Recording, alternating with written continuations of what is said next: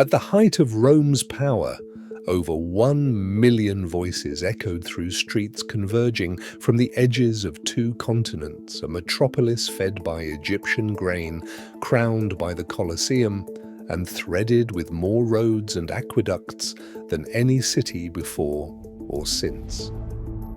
Beneath that grandeur, ordinary life thrived and collided in ways few imagine today. What would you experience if you walked those routes, shoulder to shoulder with history's largest urban population? From high above the city, a vast web of stone roads fans out in every direction, tracing the empire's reach from the misty frontiers of Britannia to the sun-baked harbours of the eastern Mediterranean. 14 great arteries, each measured from a single gilded milestone in the Forum, the Miliarium Aureum, carry travellers and goods from the farthest edges of the empire straight to Rome's heart. The city itself sprawls beyond the ancient walls, dense and alive, its population swelling past 1 million.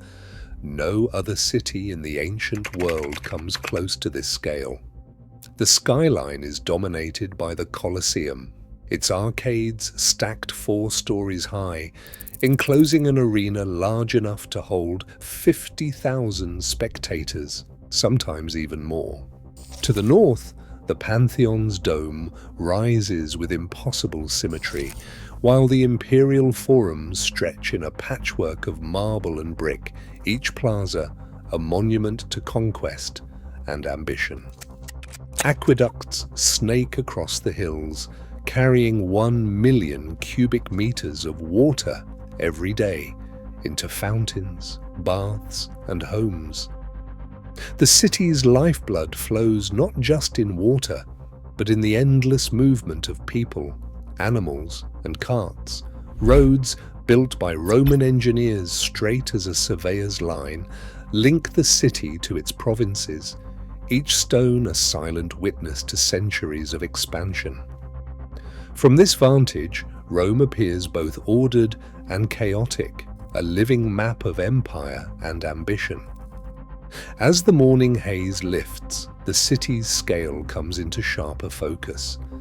A metropolis at the center of the known world, ready to swallow newcomers in its restless tide. Porta Capena stands open in the first light of day, its arches framing the constant flow of arrivals. The road beneath is dark basalt, worn smooth by centuries of traffic.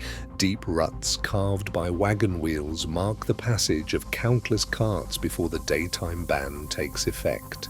Step forward, and the city's pulse surges all around. Mules bray, oxen strain against their yokes, and the air is thick with the calls of vendors. Marshall's words echo here. Cries for hot bread, pepper and garum cut through the din. Thermos, piperitarius, garum, optimum. Each shout bounces off stone facades, amplified by narrow streets and colonnades. The Via Sacra, Rome's ceremonial spine, stretches ahead. Morning deliveries jostle for space with foot traffic, merchants in dyed tunics, soldiers off duty, children darting between carts. The paving stones are slick in places, their surfaces polished by 1 million footsteps. Bronze shop signs hang above tabernets selling olives, wine, and steaming pastries. The smell of baking bread mingles with animal musk and a trace of incense from a nearby shrine. A hawker pauses, holding up a basket of lupins, his voice rising above the crowd. Lupinos, lupinos. For a moment, his call is the city's heartbeat. The rhythm of Rome is relentless. Hoofbeats, rolling wheels, the scrape of sandals on stone, all blending into a living soundscape. Every step forward draws you deeper into the city's restless current, pulled along the sacred way toward the heart of the empire. A narrow stairwell spirals upward, cut from rough brick and shadow. In the early hours, a young woman balances a clay jug against her hip, climbing past neighbors who squeeze sideways to let her pass. 4 floors up, the steps grow steeper, and the air turns close. Here, in one of Rome's 46,000 insulae, most of the city's people live stacked above each other. Artisans, porters, seamstresses, children, each family packed into a single room. On every landing, doors open to the sound of voices and the smell of last night's cooking fires. Water must be hauled from a public fountain in the street below, shared by hundreds. Fire is a constant fear. Wooden beams and oil lamps make the upper floors risky, especially in the dry heat of summer. Hadrian's rule capped these buildings at 20 meters, but some still rise higher, their walls leaning with age. From a cramped terrace, rooftops stretch in every direction, broken only by the gardens and marble courtyards of the Palatine Hill. There, the wealthy wake to sunlight in mosaic tiled atriums, their homes cooled by private water channels and protected by thick stone walls. The distance between these worlds is measured not in miles, but in steps, one city divided by height and fortune. A senator steps onto the rostra, his white toga catching the noon light as a crowd gathers below.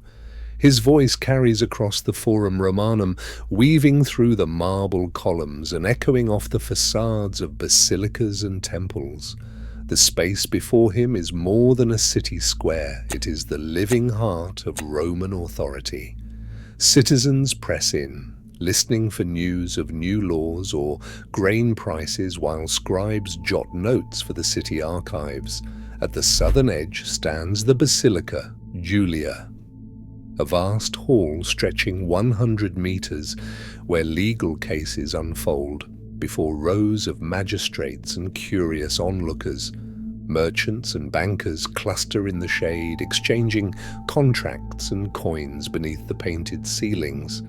To the north, the Basilica Aemilia hums with financial deals and the quiet negotiations of Rome's elite.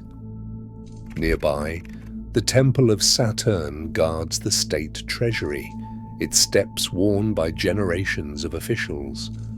The sacred flame inside the Temple of Vesta glows, tended day and night by 6 Vestal virgins.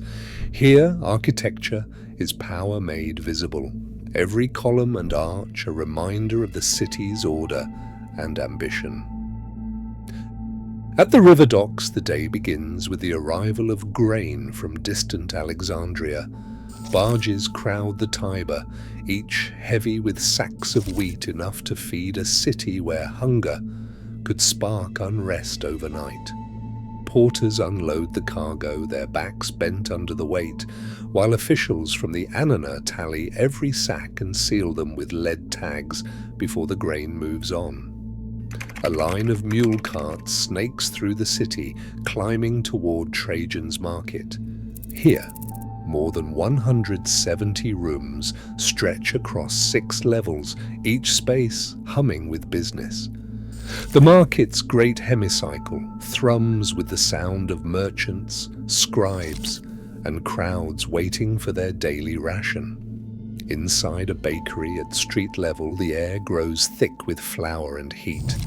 Marcus, a freedman and guild baker, pours Egyptian wheat into the mill as his apprentices knead dough for the first loaves.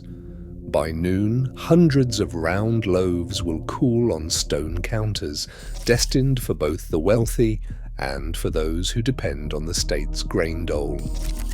The city's grain flows like a lifeline, 150,000 tons a year, measured and distributed with relentless precision. Without this chain, the city's calm would fracture.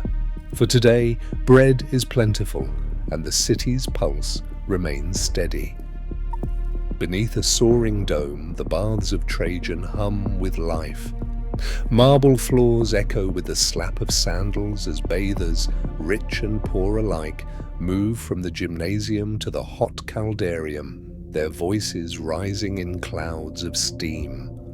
Below the surface, rows of brick pillars lift the floor nearly 1 meter, creating a hollow space where furnace heat rushes in. This hypocaust system, described by Vitruvius, keeps the air warm enough to draw sweat from the skin even in winter. Attendants in short tunics hurry between rooms carrying oil flasks and towels, guiding newcomers to the right pools. Up to 2,000 people can bathe here at once, soaking in sunlit courtyards or plunging into cold water after a spell in the heated chamber. In these halls, senators and shopkeepers share the same marble benches, their differences blurred by steam and ritual. At the edge of the Forum, the Temple of Venus and Roma stands with its twin cella and colonnaded portico, newly dedicated in the reign of Hadrian. Its marble facade gleams in the midday light, drawing worshippers with offerings of flowers and coins. But ritual devotion is not confined to grand monuments. In a narrow shop just off the main street, a grocer pauses before a painted niche set into the wall, a lararium adorned with small clay figures of household gods. He lights a pinch of incense, pours a few drops of wine onto the tiny altar, and whispers a prayer for good trade and family health. Inscriptions found across the city record these quiet acts, performed daily in homes and businesses. Religion weaves through every layer of Roman life, from public processions to the simplest gesture in a crowded shop. Rome's crowded streets and soaring monuments remind us that a city's greatness rests on daily routines as much as grand designs. Today, as millions shape the pulse of our own urban worlds, the lessons of Rome still echo. The way we live together builds the legacy we leave behind. Which city would you like to step inside next? Leave your suggestion in the comments.